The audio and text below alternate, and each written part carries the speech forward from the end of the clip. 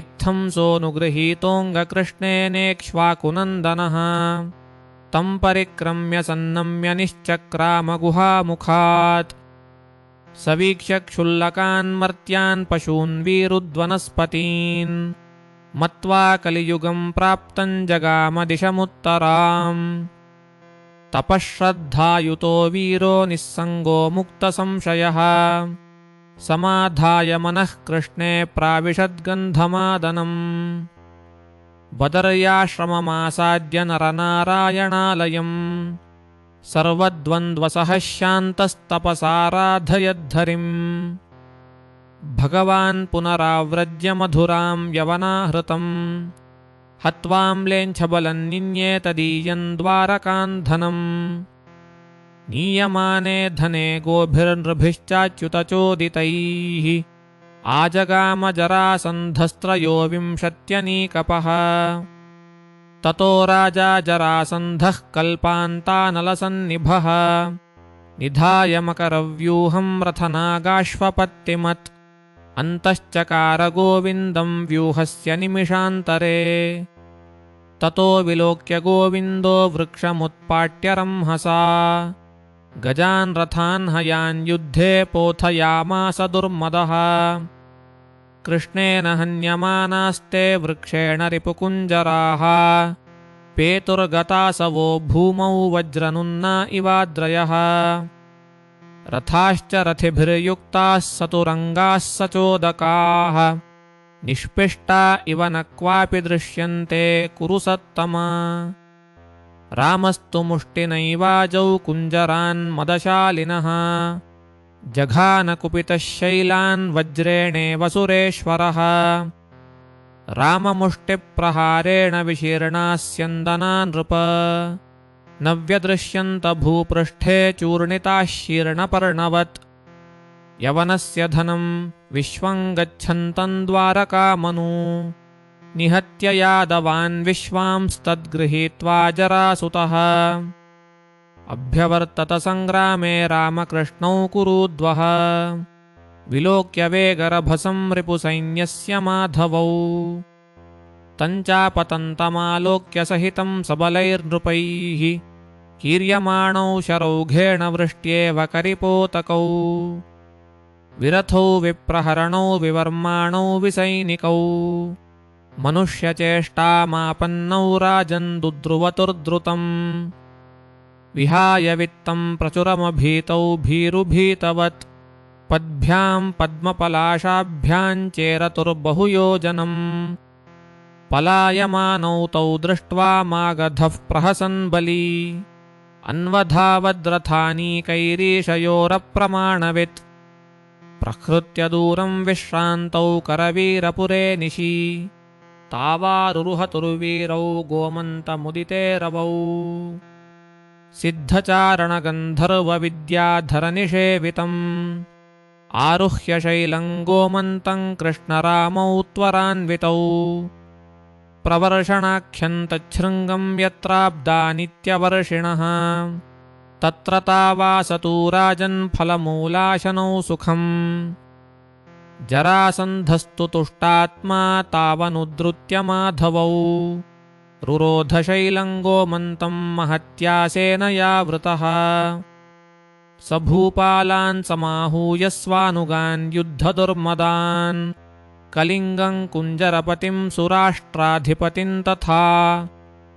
जयद्रथं सिन्धुपतिं सोमदत्तं च कौरवम् गान्धारराजं शकुनिं वैदर्भं रुग्मिमेव च सुदक्षिणं च काम्बोजं विराटं मत्स्यभूपतिम् एतानाज्ञापयामास पूर्वस्यान् दिशि भूपतीन् पाञ्चालराजन् द्रुपदं दमघोषं च चेदिपम् ब्रह्मदत्तं च साल्वेषमेकलव्यं निषादपम् बाह्लीकं च कुरुश्रेष्ठं युधामन्युं च दुर्जयान् विन्दानुविन्दावावन्त्यौ काशिराजं च पौण्ड्रकम् आज्ञापयामास नृपानेतान् वीरान् जरासुतः गिरिं गोमन्तमारोढुं दक्षिणस्यां दिशि प्रभो द्रुमं किं पुरुषाधीशं दन्तवक्त्रं सहानुजम् वीरं विदेहराजानं भूरिश्रवसमेव च करूशेषं बृहच्चापन्दशार्णं च शतध्वजम् शैब्यं सुवीरराजानन्दरदं च महारथम् एतान् महीपतीन् राजा जरासन्धोमितद्युतिः प्राह गोमन्तमारोढुं पश्चिमस्यां दिशि द्रुतम् त्रिगर्तं च सुशर्माणं बलिनं वेणुदारिणम् कुलिन्दं च महासत्त्वं केकयानपि भूपतीन् शिशुपालं च भूपालं भीष्मकं चापि दुर्जयम् पुरस्कृत्यारुरोहाशुकौबेर्यां मागधो दिशि एवं गोमन्तमारुह्य सर्वर्तुफलपादपम् विचिन्त्य तत्र सर्वत्राप्यधः शृङ्गात् प्रवर्षणात् चिच्छिदुः सकलान् वृक्षान्नापश्यत्राममाधवौ गिरौ विलीनावाज्ञायनाधिगम्य पदं नृप ददाह गिरिमेधोभिः समन्तादग्निमुत्सृजन् तत उत्पत्य तरसा दह्यमानात्तु तावुभौ दशैकयोजनोत्तुङ्गान्निपेततु रथो भुवि अलक्ष्यमाणौ रिपुणा सानुगेन यदुत्तमौ स्वपुरं पुनरायातौ समुद्रपरिखान् नृप सोऽपि दग्धाविति मृषा मन्वानो बलकेशवौ बलमाकृष्य सुमहन्मगधान्मागधो ययौ अष्टादशे तु सङ्ग्रामे जित्वा यादवसत्तमौ दृप्तस्वराष्ट्रेऽन्यवसज्जितदिम्मण्डलो नृप माधवौ तु महात्मानौ प्रविश्य द्वारकां पुरीम् स्तूयमानौ दिवारात्रं सूतमागधबन्दिभिः वृतावानन्दबहुलैर्बन्धुभिः सुखमूषतुः। श्रीशुक उवाच कदाचिद्देवकीपुत्रो रामशैनेयसंयुतः सेव्यमानः सभायां वै नानादेशेश्वरैर्नृपैः पाञ्चालराजन् द्रुपदं बालैः कुन्तीसुतैर्मृधे बद्धं शुश्रावकौरव्यब्राह्मणैः सत्रयाजिभिः तच्छ्रुत्वा हृष्टहृदयः कृतवर्माणमच्युतः नगरं हस्तिनपुरं प्रेषयामास वेदितुम् स गत्वा हस्तिनपुरं वृद्धं कुरु पितामहम् ददर्श द्रोणविदुरधृतराष्ट्रकृपैर्युतम् युधिष्ठिरं च राजानं चतुर्भिर्भ्रातृभिर्वृतम् सभाजयमास भृशं कुन्तीं च हृदिकात्मजः युधिष्ठिरोऽपि पप्रच्छसानुगं कंसमर्दनम् हतं च कालयवनं जरासन्धं च निर्जितम्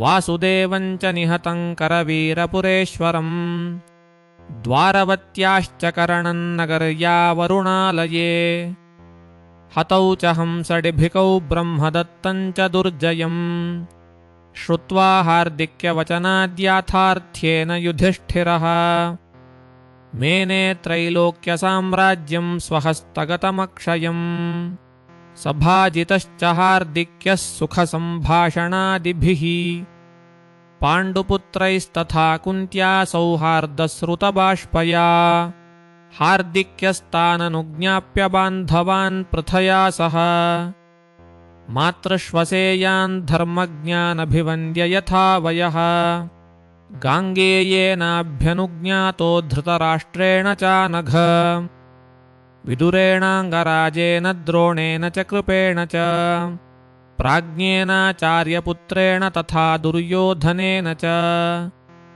कृतवर्माभ्यनुज्ञातो निर्गत्य गजसाह्वयात् द्वारकां वृष्णिनिलयामाजगामदिनात्यये सप्रविश्य सभान् दिव्यामनेकन् नृपसेविताम् दृष्ट्वा गोविन्दमासीनं काञ्चने परमासने वीजच्चामरसङ्घातसहितं वनमालिनम् आचचष्टेऽखिलं तस्य यथा दृष्टं यथा श्रुतम् वृत्तान्तं कौरवेयाणान्नगरे गजसाह्वये तदाकर्ण्य हरिः सर्वं वृत्तान्तं जगदीश्वरः पौरुषं पाण्डुपुत्राणां बभूवानन्दनिर्भरः। श्रीशुक उवाच आनर्ताधिपतिः श्रीमान् रेवतो रेवतीं सुताम् ब्रह्मणा चोदितः प्रादाद्बलायेति पुरोदितम्। राजोवाच रेवतो नाम राजासौ ब्रह्मणा चोदितः कथम् तदहं श्रोतुमिच्छामि विस्तरेण महामुने। श्रीशुक उवाच रेवतो नाम राजासीत् पुरा धर्मार्थतत्त्ववित् रेवती नाम तस्यैका जज्ञे कन्या यशस्विनी। स ब्रह्माणं ययौ प्रष्टुं कस्मै दास्यामि तामिति अदत्त्वा याच्यमानोऽपि नानाजनपदेश्वरैः।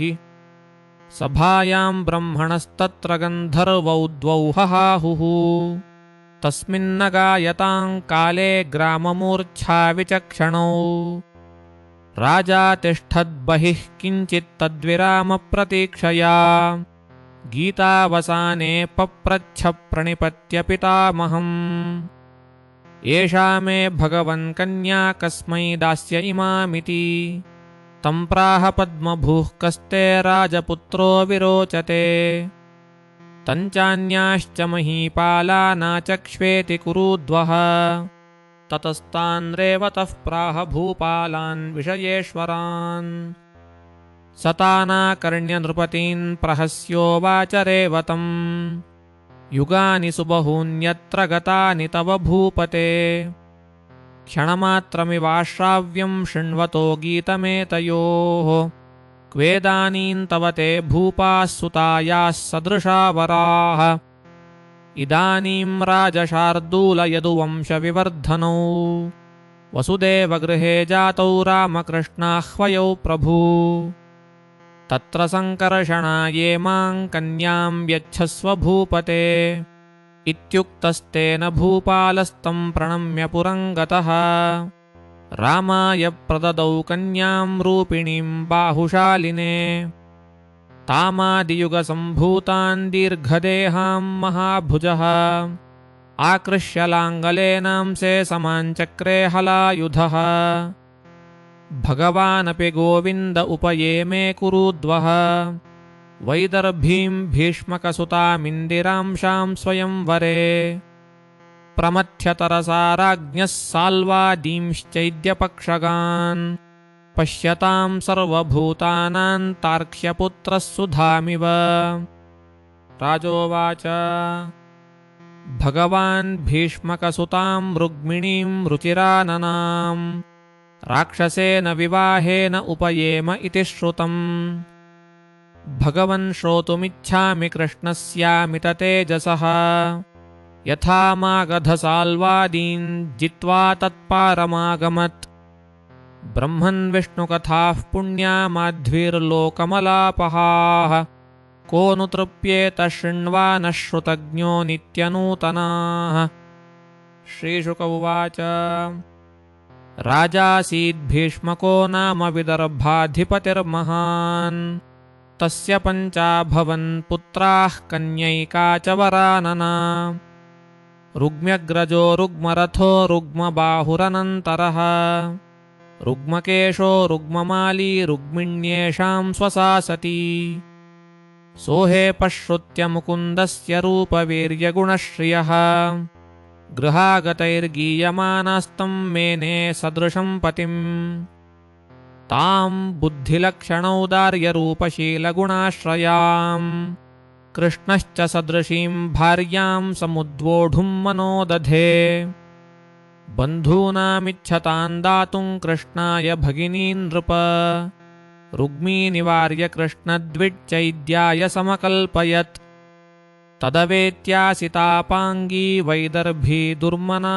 भृशम् विचिन्त्याप्तं द्विजं कञ्चित् कृष्णाय प्राहिणोद्धृतम् द्वारकां स समभ्येत्य प्रतीहारैः प्रवेशितः अपश्यदाद्यं पुरुषमासीनं काञ्चनासने दृष्ट्वा ब्रह्मण्यदेवस्तमवरुह्य निजासने उपवेश्यार्हयाञ्चक्रे यथात्मानन्दिवौकसः तं भुक्तवन्तं विश्रान्तमुपगम्य सतां गतिः पाणिनाभिमृशन् पाणावव्यग्रस्तमपृच्छत कच्चिद्विजकुलश्रेष्ठधर्मस्ते वृद्धसम्मतः वर्तते नातिकृच्छ्रेण सन्तुष्टमनसः सदा सन्तुष्टो यदि वर्तेत ब्राह्मणो येन केनचित् अहीयमानस्वाद्धर्मात् सह्यस्याखिलकामधुक्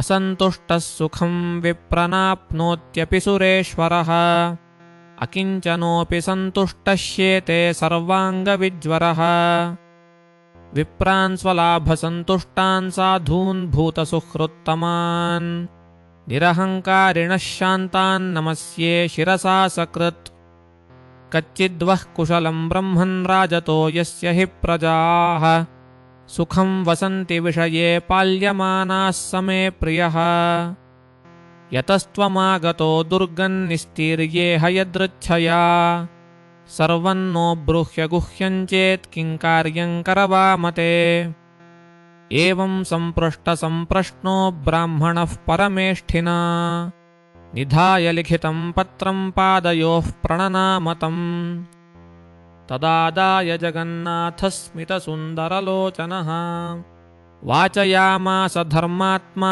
सादरं स्पृहयन्निव रुक्मिण्युवाच श्रुत्वा गुणान् भुवनसुन्दरसङ्गमांस्ते निर्विश्य कर्णविवरं हरतोऽङ्गतापम् रूपं परं भुवनमङ्गलमङ्गलं ते त्वय्यच्युता विशति चित्तमपत्रपं मे का त्वा मुकुन्दमहती गुणशीलरूपविद्यावयोद्रविणधामभिरात्मतुल्यम् व्रीडावती कुलवती न वृणीतकन्या काले नृसिंहनरलोकमनोभिरामम् सत्वं मयाप्यभिवृतः पतिरिन्दिराया भक्तप्रियः कृपणलोकशरण्य ईशः मत्वैतदङ्गतव पादसरोजदास्याः कामं कुरु प्रियतमप्रणतास्मि ते घ्रिम् तन्मे भवान् खलु वृतः पतिरङ्गजायामात्मार्पितश्च भवतोऽत्र विभो विधेहि मा वीरभागमभिमर्शतु चैद्य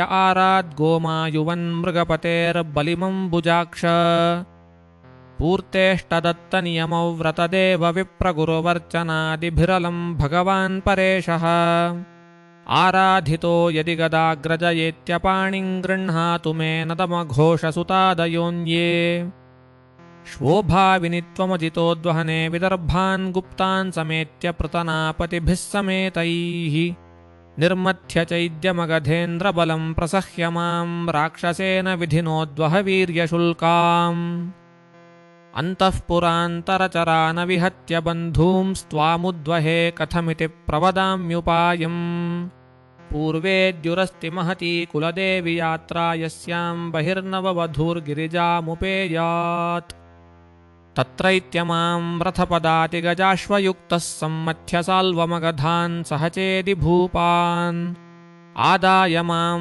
सहचरीभिरथो रमेशो गृह्णातु पाणिमुपनीय पुरीं स्वकीयाम् यस्याङ्घ्रिपङ्कजरजस्तवनं महान्तो वाञ्छन्त्युमापतिरिवात्मतमोपहत्यै यद्यम्बुजाक्षनलभेय भवत्प्रसादं जह्यामसून्व्रतकृशा शतजन्मभिः स्याम् श्रीशुक उवाच इति पत्रगतं विश्वं विमृश्य मधुसूदनः सन्देशं राजकन्यायास्तं ब्राह्मणमवैक्षत ब्राह्मण उवाच इत्येते गुह्यसन्देशा यदुदेव मया हृताः विमृश्य युक्तं यच्चात्र क्रियतां तदनन्तरम् श्रीशुक उवाच वैदर्भ्याः स तु सन्देशं निशम्य यदुनन्दनः प्रगृह्य पाणिना पाणिं प्रहसन् द्विजमब्रवीत्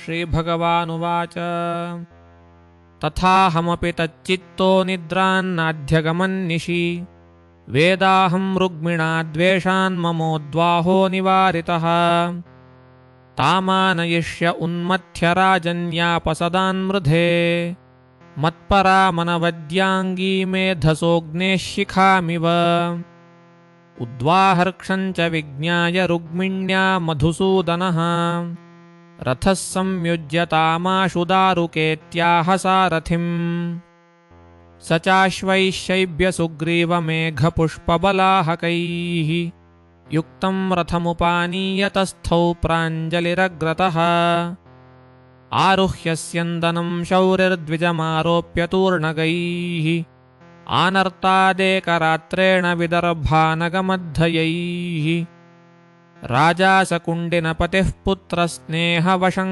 गतः शिशुपालाय स्वां कन्यान् दास्यन् कार्याण्यकारयत् पुरं संमृष्टसंसिक्तमार्गरथ्या चतुष्पथम् चित्रध्वजपताकाभिस्तोरणैः समलङ्कृतम् स्रग्गन्धमाल्याभरणैर्विरजाम्बरभूषणैः जुष्टं स्त्रीपुरुषैः श्रीमद्गृहैरगरुधूपितैः पितॄन् देवान् समभ्यर्च्य विप्रांश्च विधिवन् नृपः भोजयित्वा यथा न्यायं वाचयामास मङ्गलम् सुस्नाता सुदती कन्या कृतकौतुकमङ्गला अहतां शुकयुग्मेन भूषिता भूषणोत्तमैः चक्रुः सामर्ग्यजुर्मन्त्रैर्वध्वा रक्षान् द्विजोत्तमाः पुरोहितोऽथर्वमन्त्रैर्जुहावग्रहशान्तये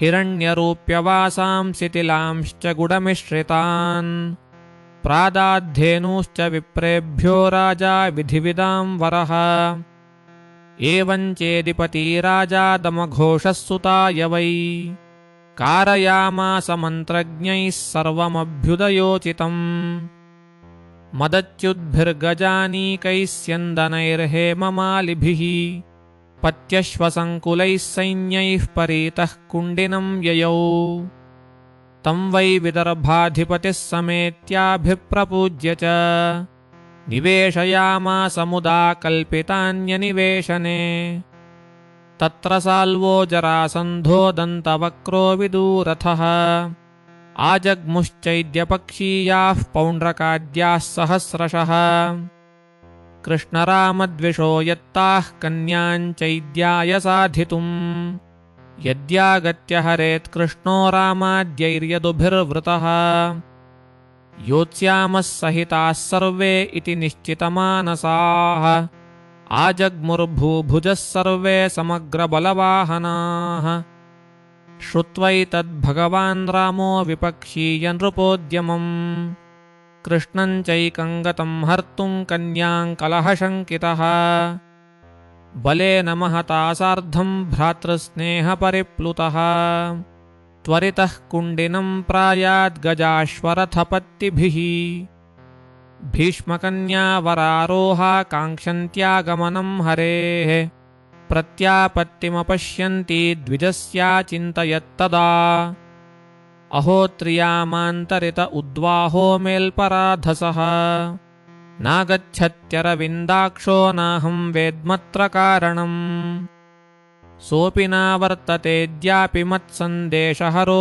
द्विजः अपि मय्यनवद्यात्मा दृष्ट्वा किञ्चिज्जुगुप्सितम् मत्पाणिग्रहणे नूनं नायाति हि कृतोद्यमः दुर्भगाया न मे भ्राता नानुकूलो महेश्वरः देवी वा विमुखा गौरी रुद्राणी गिरिजा सती एवं चिन्तयति बाला गोविन्दहृतमानसा न्यमीलयतकालज्ञानेत्रे अश्रुकलाकुले एवं वध्वाः प्रतीक्षन्त्या गोविन्दागमनं नृप वाम ऊरुर्भुजो नेत्रमस्फुरन् प्रियभाषिणः अथ कृष्णविनिर्दिष्टः स एव द्विजसत्तमः अन्तःपुरचरान् देवीं राजपुत्रीं ददर्शः सा तं प्रहृष्टवदनमव्यग्रात्मगतिं सती आलक्ष्य लक्षणाभिज्ञातमपृच्छच्छुचिस्मिता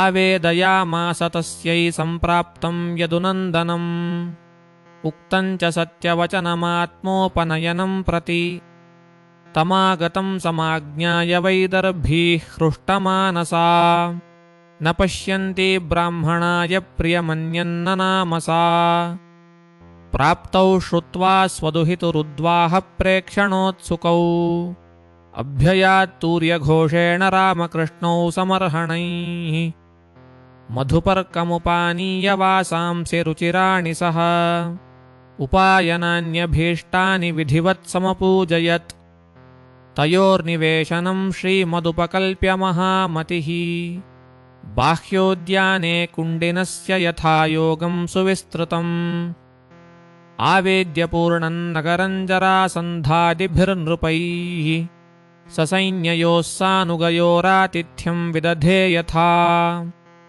एवं राज्ञां समेतानां यथा वीर्यं यथा वयः यथा बलं यथा वित्तं सर्वैः कामैः समर्हयत् कृष्णमागतमाकर्ण्य विदर्भपुरवासिनः आगत्य नेत्राञ्जलिभिः पपुस्तन्मुखपङ्कजम् अस्यैव भार्या भवितुं रुग्मिण्यर्हति नापरा असावप्यनवद्यात्मा भैष्म्याः समुचितः पतिः किञ्चित् सुचरितं यन्नस्तेन तुष्टस्त्रिलोकृत् अनुगृह्णातु गृह्णातु वैदर्भ्याः पाणिमच्युतः।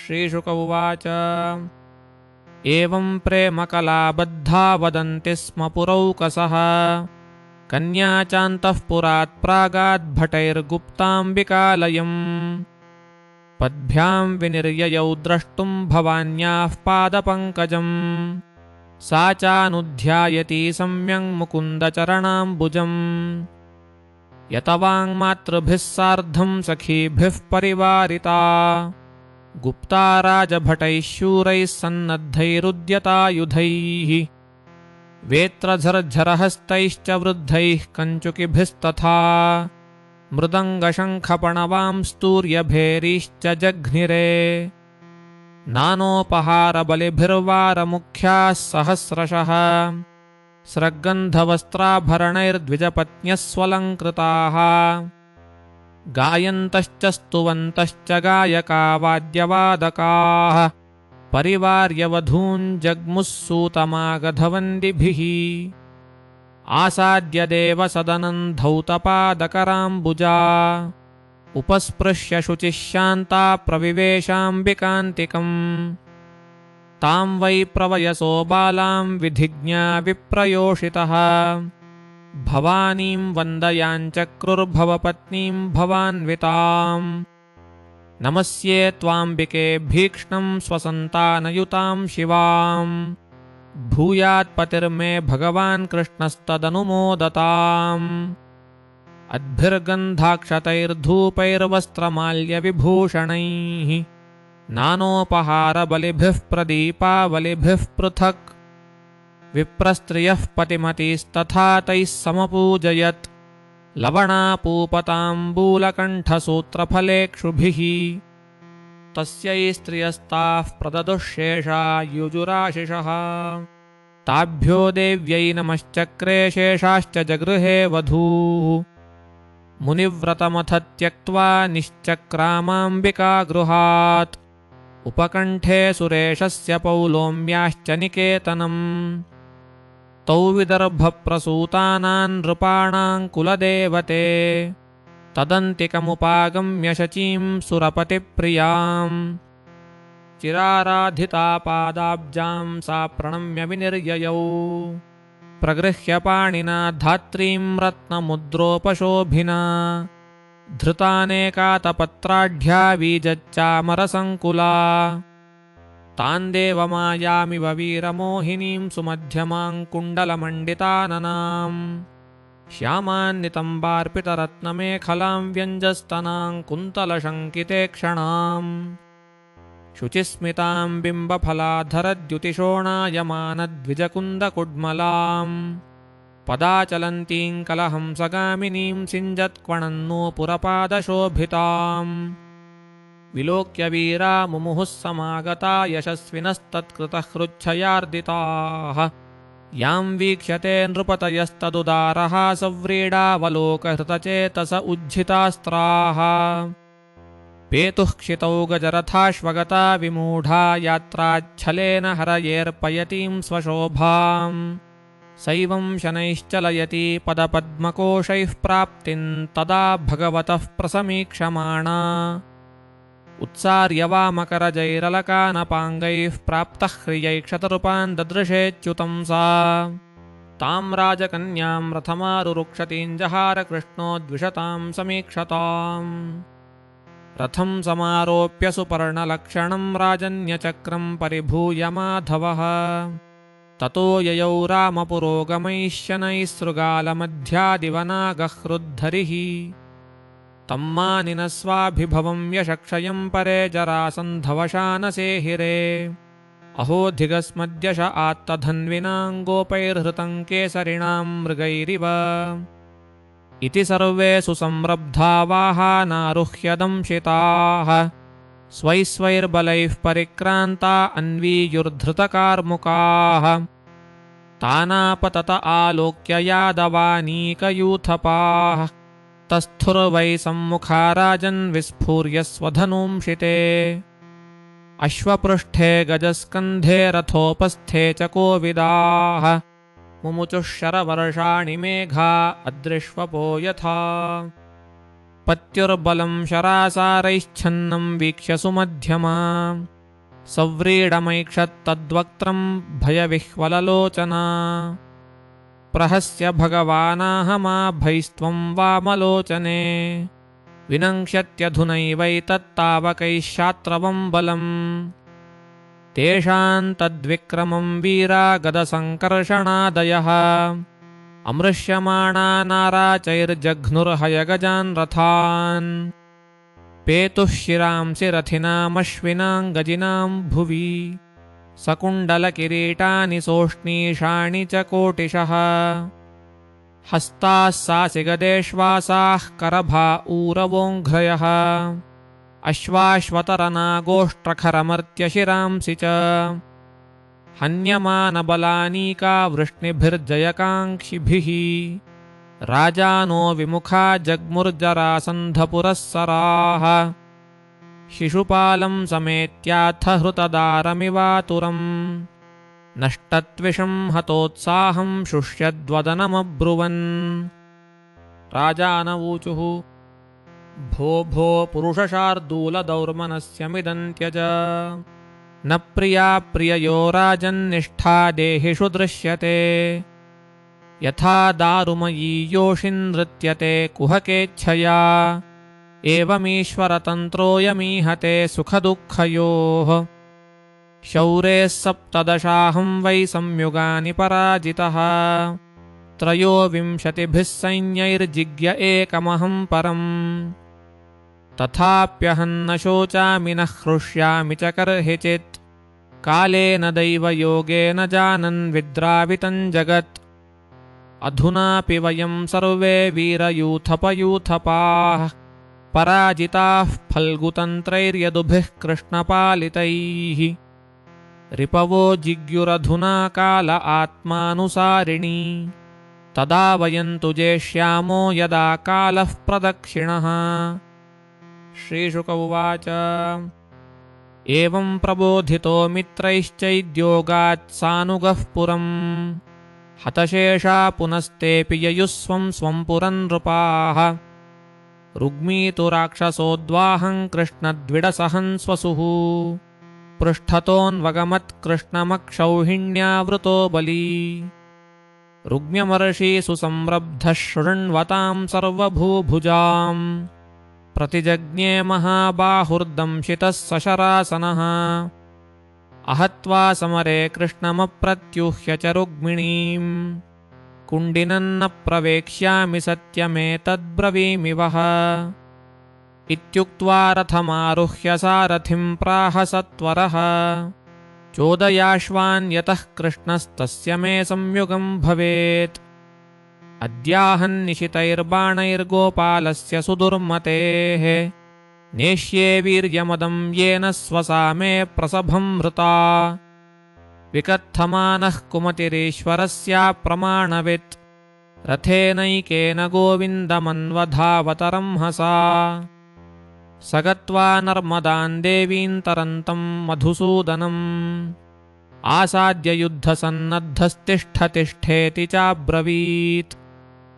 धनुर्विकृष्य सुदृढं जघ्ने कृष्णं त्रिभिः शरैः आहचारे क्षणं तिष्ठ यदूनां कुलपांसना।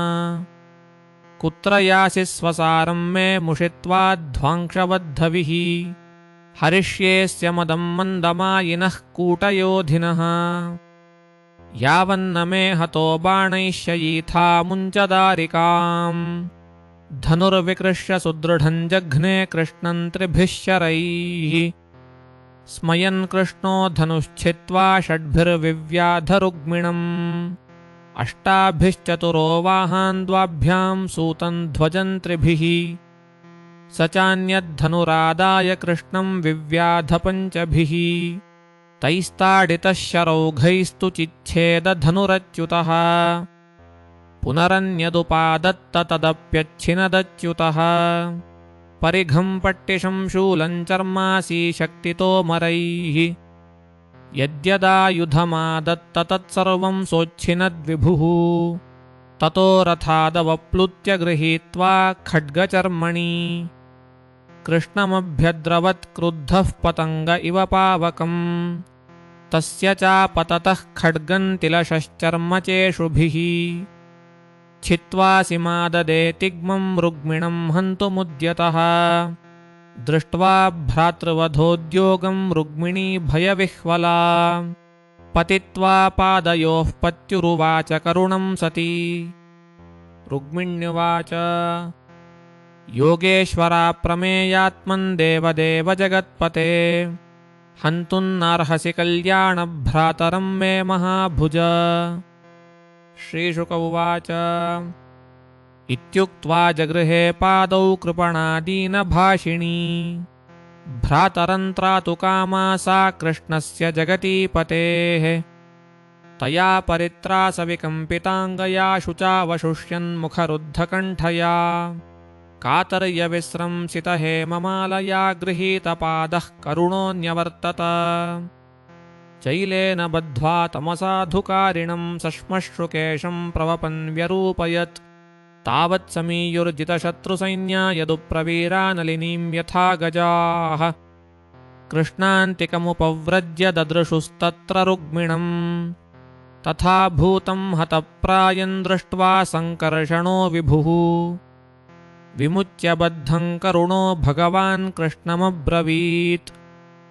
बलभद्र उवाच असाध्विदं त्वया कृष्णकृतमस्मिन् जुगुप्सितम् वपनं श्मश्रुकेशानां वैरूप्यं सुहृदो वधम्। मैवास्मान् साध्यसूयेथा भ्रातुर्वैरूप्यचिन्तया सुखदुःखदो न चान्योऽस्ति यतः स्वकृतभुक्पुमान्।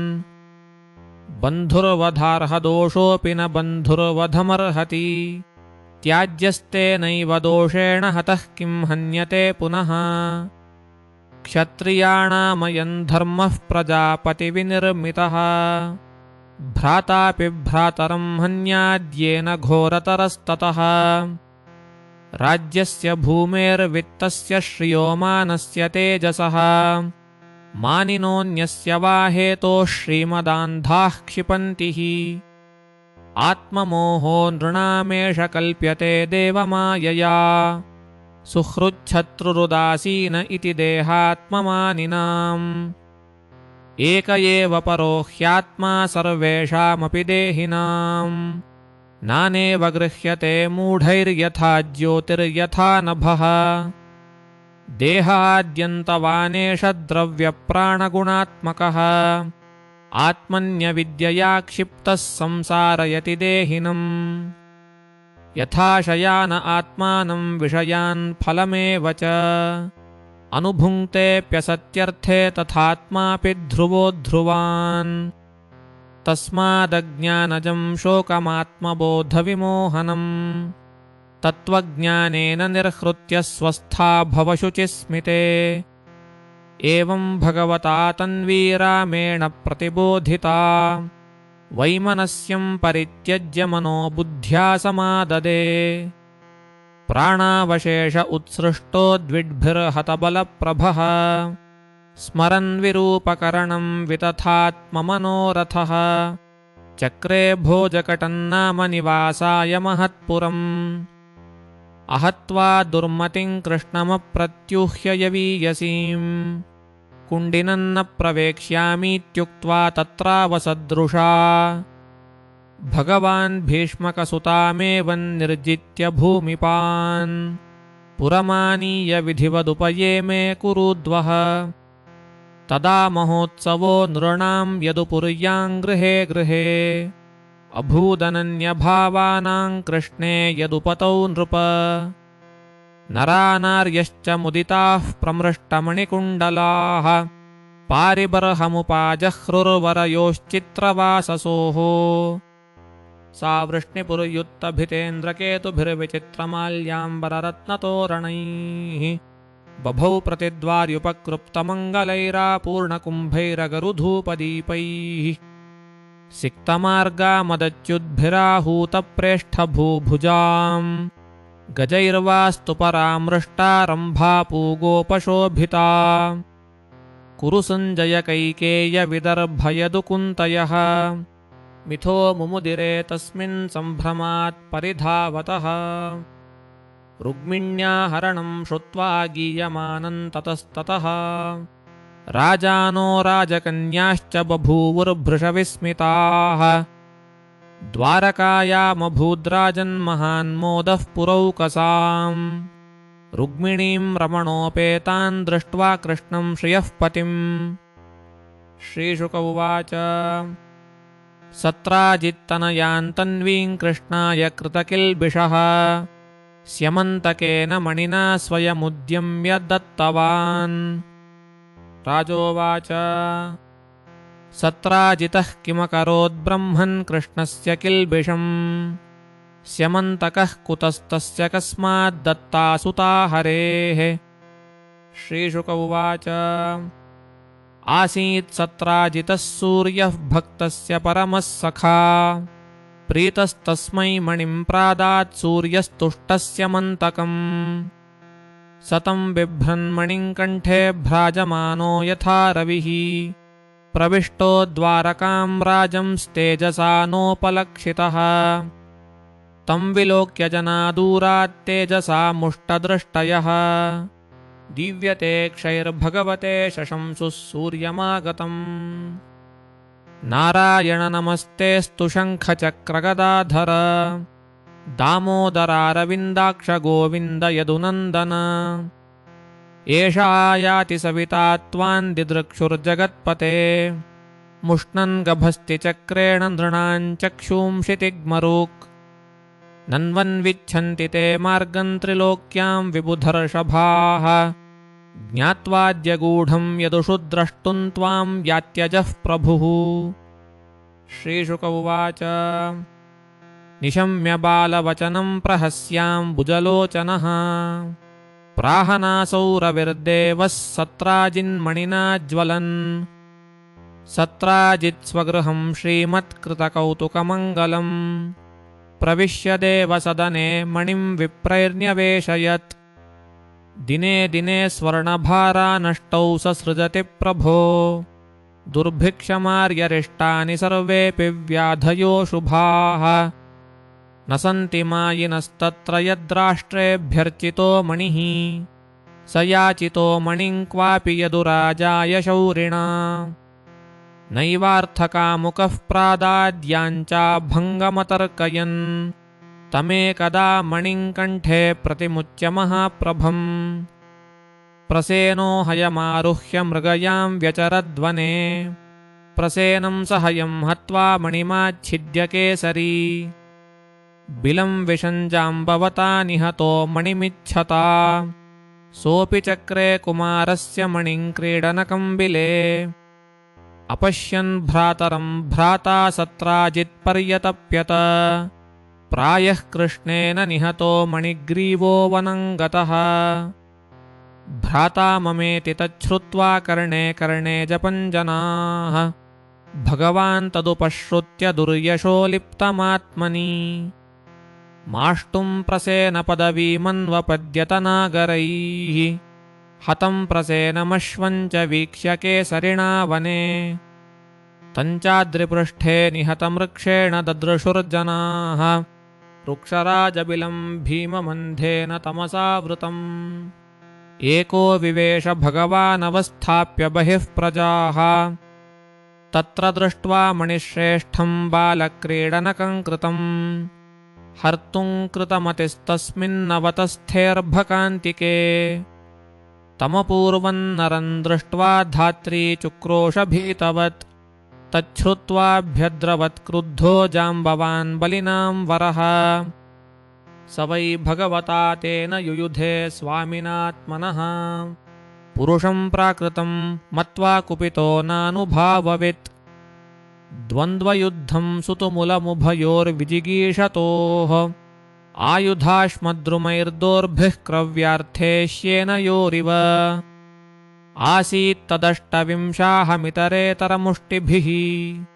वज्रनिष्पेषपरुषैरविश्रममहर्निशम् कृष्णमुष्टिविनिष्पातनिष्पिष्टाङ्गोरुबन्धनः क्षीणसत्त्वस्मिन्नगात्रस्तमाहातीव विस्मितः जाने त्वां सर्वभूतानां प्राण ओजस्सहो बलम् विष्णुं पुराणपुरुषं प्रभविष्णुमधीश्वरम् त्वं हि विश्वसृजां स्रष्टा सृष्टानामधिपो वसन् कालः कलयतामीश पर आत्मा तथात्मनाम् यस्येष दुत्कलितरोषकटाक्षमोक्षैर्वर्त्मादिशत्क्षुभितनक्रतिमिङ्गिलोब्धिः सेतुः कृतस्वयशौज्ज्वलिता च लङ्का रक्षशिरांसि भुवि पेतुरिषु क्षतानि इति विज्ञातविज्ञानमृक्षराजानमच्युतः व्याजहार महाराज भगवान् देवकीसुतः अभिमृश्यारविन्दाक्षः पाणिना शङ्करेण तम् कृपया परया भक्तं मेघगम्भीरया गिरा मणिहेतोरिह प्राप्ता वयमृक्षपते बिलम् मिथ्याभिशापं प्रमृजन्नात्मनो मणिना मुना इत्युक्तस्वान् दुहितरं कन्यां जाम्बवतीं मुदा अर्हणार्थं सह मणिं कृष्णायोपजहारसः अदृष्ट्वा निर्गमं शौरेः प्रविष्टस्य बिलञ्जनाः प्रतीक्ष्य द्वादशाहानि दुःखितास्ते पुरं ययुः निशम्य देवकी देवी रुग्मिण्यानकदुन्दुभिः सुहृदो ज्ञातयोशोचन् बिलात् कृष्णमनिर्गतम् सत्राजितं शपन्तस्ते दुःखिता द्वारकौकसः उपतस्थुर्महामायां दुर्गां कृष्णोपलब्धये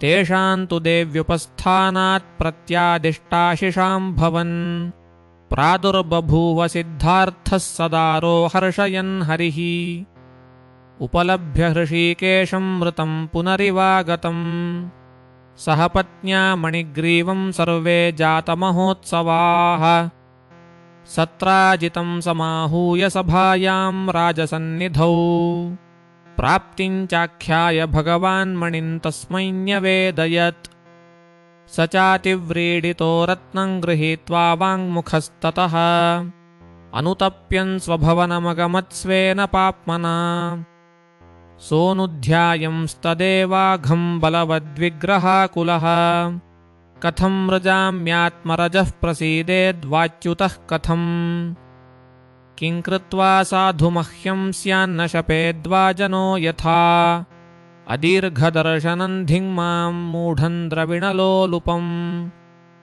दास्ये दुहितरं तस्मै स्त्रीरत्नं रत्नमेव च उपायोऽयं समीचीनस्तस्य शान्तेर्न चान्यथा एवं व्यवसितो बुद्ध्या सत्राजित् स्वसुतां शुभां मणिं च स्वयमुद्यम्य कृष्णायोपजहारताम् स सत्यभामां भगवानुपयेमे यथाविधि बहुभिर्याचितां शीलरूपौदार्यगुणान्विताम् भगवानाहनमणिं प्रतीच्छामो वयं नृप तवास्तु देवभक्तस्य वयं हि फलभागिनः श्रीशुक उवाच विज्ञातार्थोऽपि गोविन्दो दग्धानाकर्ण्यपाण्डवान् कुन्तीं च कुल्यकरणे सह रामो ययौ कुरून् भीष्मन् नृपं सविदुरङ्गान्धारीन् द्रोणमेव च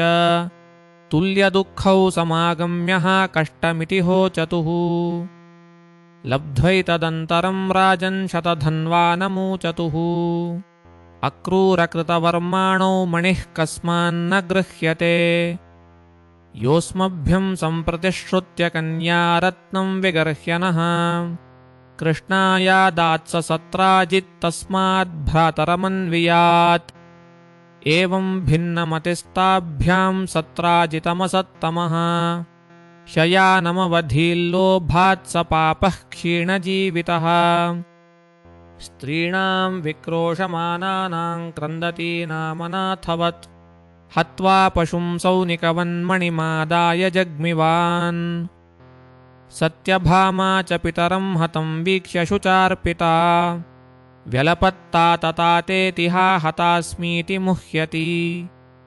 तैलद्रोण्यामृतं प्रास्य जगामगजसाह्वयम् कृष्णाय विदितार्थाय तप्ता चख्यौ पितुर्वधम् तदाकर्ण्येश्वरौ राजन्ननुसृत्य नृलोकताम् अहो नः परमं कष्टमित्यस्राक्षौ विलेपतुः आगम्य भगवांस्तस्मात् स भार्यः साग्रजः पुरम् शतधन्वानमारेभे हन्तुं हर्तुं च तं मणिम् ततः पाञ्चालनगराद्याज्ञसेन्याः स्वयंवरम् घुष्यता यज्ञसेनेन प्रेषितो दूत आगतः आहूतस्तेन गोविन्दो गत्वा पाञ्चालके पुरे ददर्श साग्रजस्तत्र किशोरान् पाण्डुनन्दनान् अदृष्टपूर्वान् सुव्यक्तं ब्रह्मरूपधरान् नृपान्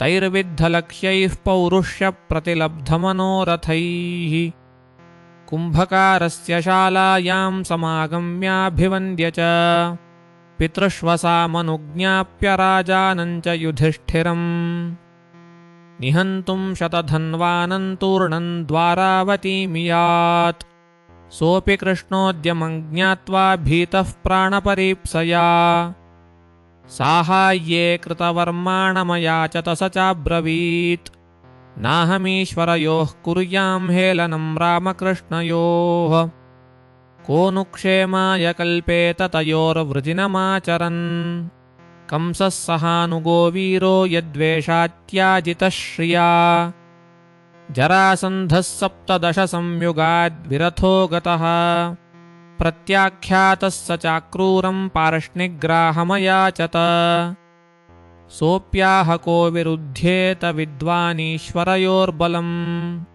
यं कैलासाश्रयः शम्भुर्ननाम शिरसा हरिम् योऽहं सडिभिकौ युद्धे जितवान् वरदुर्मदौ आशीविषो महानागो येन निर्वासितो ह्रदात् य इदं लीलया विश्वं सृजत्यवतिहन्ति च चेष्टां विश्वसृजो यस्य न विदुर्मोहिता यया यः सप्तहायनः शैलमुत्पाट्यैकेन पाणिना दधारलीलया बाल उच्छिलीन्ध्रमिवार्भकः नमस्तस्मै भगवते कृष्णायाद्भुतकर्मणे अनन्तायादिभूताय कूटस्थायात्मने नमः प्रत्याख्यातः स तेनापि शतधन्वा महामणिम् तस्मिन् यस्याश्वमारुह्य शतयोजनगं ययौ गरुडध्वजमारुह्य रथं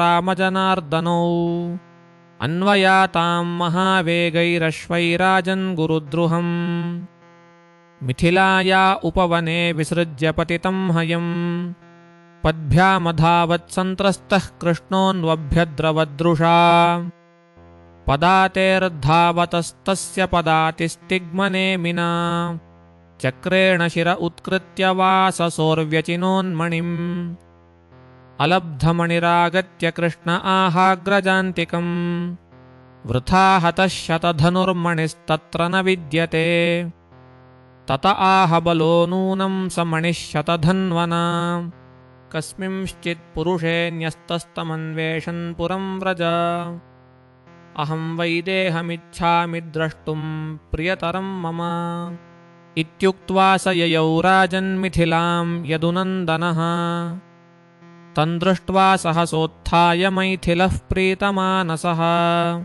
अर्हयामास विधिवदर्हण्यं वै समर्हणैः उवास तस्यां कतिचिन्मिथिलायां समाविभुः ततो शिक्षद्गदां काले धार्तराष्ट्रः सुयोधनः मानितः प्रीतियुक्तेन जनकेन महात्मना केशवो द्वारकामेत्य निधनं शतधन्वनः अप्राप्तिं च मणेः प्राह प्रियायाः प्रियकृद्विभुः ततः सकारयामास क्रिया बन्धोर्हतस्य वै साकं सुहृद्भिर्भगवान् यास्युः साम्परायिकाः अक्रूरकृतवर्माणौ श्रुत्वा शतधनोर्वधम् व्यूषतुर्वधवित्रस्तौ द्वारकायाः प्रयोजकौ अक्रूरे प्रेषिते रिष्टान्यासन् वै द्वारकौकसाम् शारीरा मानसास्तापा मुहुर्दैविकभौतिकाः ततो पृच्छद्धरिर्वृद्धानुग्रसेन पुरोगमान् कस्मादिहारिष्टान्यासन् महतां सुचिरेण वः इत्यङ्गोपदिशन्त्येके विस्मिता वै गदाभृतः निवासनिकटे किं वा घटेतारिष्टदर्शनम् देवे वर्षति काशीशश्वफल्कायागताय गाम् स्वसुतां गान्धिनीं प्रादात्ततो वर्षत्स काशिषु तत्सुतस्तत्प्रभावो सा वक्रूरो यत्र तत्र सः देवोऽभिवर्षते तत्र नोपतापानमारिकाः इति वृद्धवचः श्रुत्वा नैतावदिह कारणम् इति दूतैः समानीय रामाक्रूरौ जनार्दनः अक्रूरं मानयन् कृष्णः कथयित्वा प्रियाः कथाः विदिताखिलतत्त्वज्ञो स्मयमान उवाचः ननु दानपते न्यस्तस्त्वय्यसौ शतधन्वना स्यमन्तकमणिः श्रीमान् विदितः पूर्वमेव नः सत्राजितो न पत्यत्वाद्गृह्णीयुर्दुहितुः सुताः दायन्निनीयापः पिण्डान् विमुच्यर्णमशेषतः तथापि दुर्धरो ह्यन्यैस्त्वय्यास्तां प्रापितो मणिः किन्तु मामग्रजः सम्यन्न प्रत्येति मणिं प्रति दर्शयस्व महाभागबन्धूनां शान्तिमावह अव्युच्छिन्नामखास्तेद्यवर्तन्ते रुग्मवेदयः एवं सामभिरारब्धश्वफल्कतनयो मणिम् आदाय वाससाच्छन्नं ददौ सूर्यसमप्रभम् स्यमन्तकं दर्शयित्वा ज्ञातिभ्यो रज आत्मनः मार्जयामास लोकेश अभिभाष्य हलायुधम् दृष्ट्वा मणिं हलधरस्तदर्थं प्रोष्य आगतः योग्योऽहमिति मन्वानश्चकमे कुरु पुङ्गव सत्यभामा पितृधनं मन्वानास्वात्मनोचितम् गृहीतुमैच्छद्विस्रब्धं हरेश्चित्तमजानति जाम्बवत्यपि शुल्कार्थं पित्रा दत्तो ममेतिह स्पृहाञ्चक्रे मणौ तस्मिन् सर्वं विज्ञाय माधवः अक्रूरस्य करे भूयो मणिं प्रत्यर्पयद्विभुः यस्त्वेतद्भगवत ईश्वरस्य विष्णोर्वीर्याख्यं वृजिनहरं सुमङ्गलं च आख्यानं पठति शृणोत्यनुस्मरेद्वा दुष्कीर्तिम् चरितमपोह्य याति शान्तिम् श्रीशुक उवाच एकदा पाण्डवान् द्रष्टुं प्रतीतान् पुरुषोत्तमः इन्द्रप्रस्थं गतः श्रीमान् युयुधानादिभिर्वृतः दृष्ट्वा तमागतं पार्था मुकुन्दमखिलेश्वरम् उत्तस्थुर्युगपत्प्राणाः प्राणं मुख्यमिवागतम् परिष्वज्याच्युतं वीरा अङ्गसङ्गहतैः सह सानुरागस्मितं वक्त्रं वीक्ष्य तस्य मुदं ययुः युधिष्ठिरस्य भीमस्य कृत्वा पादाभिवन्दनम् फाल्गुनं परिरभ्याथ यमाभ्यामभिवन्दितः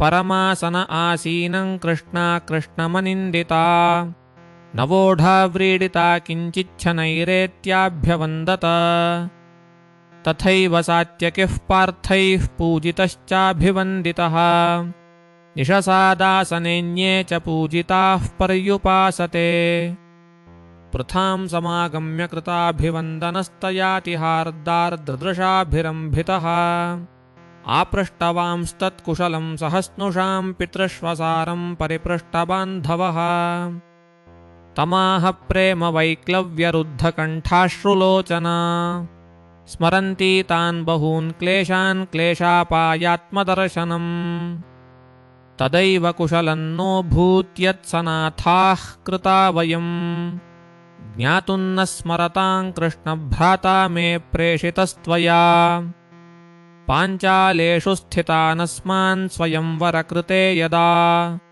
अनुस्मृत्यागतो यस्त्वन्तेन स्मासं सुखोषिता इत्युक्तायां तदा कुन्त्यां प्राह योगेश्वरः स्वयं पाञ्चालेषु स्थितानेत्यसुतांस्ते छद्मरूपिणः कुम्भकारस्य शालायामुषितान् सह भार्यया दृष्ट्वा गतोऽहं दिवसे तस्मिन्नेवाविलम्बितः निहन्तं शतधन्वानं सत्यभामापितुर्द्रुहम् शतधन्वनि दुर्बुद्धौ हते सीरधरोऽग्रजः कुपितो मामनादृत्य विदेहान् विमनाययौ एतावन्तमहं कालं तदागमनकाङ्क्षया पुर एवावसं क्वापि नागच्छं कार्ययन्त्रितः इत्येवं वादिनं कुन्ती प्राह स्नेहपरिप्लुता न तेऽस्ति स्वः पर